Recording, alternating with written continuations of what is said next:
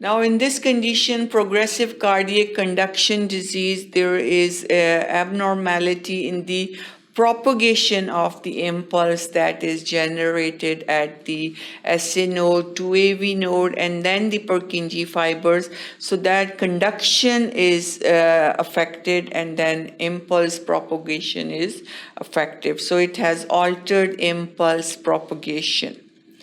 Then we have also right or left bundle branch block. Right branch supplies to the right side of the heart, left to the left side of the heart, and there is block in that right or left bundle branch block that can cause the conduction or impulse propagation problem.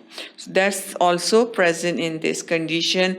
Again, we have AV block, syncope, and sudden death. So all these conditions are due to the problem in the conduction of the impulse that is generated and that can be AV block, it can be right and left bundle branch block, and when there is block in these sites, it can cause arrhythmia or sudden cardiac arrest or death.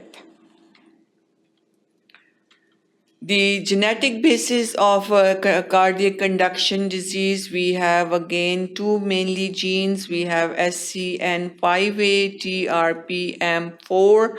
One is the sodium channel alpha subunit, and then we have transient receptor potential cation channel, and they affect, one is affecting the locus, that site is 3p21 p24 chromosome locus, and then we have another one which is 19q 13.33. So as all these conditions, since it's all the channelopathies, the channels are affected, so we know that in this also the channels mainly which are affected, we have the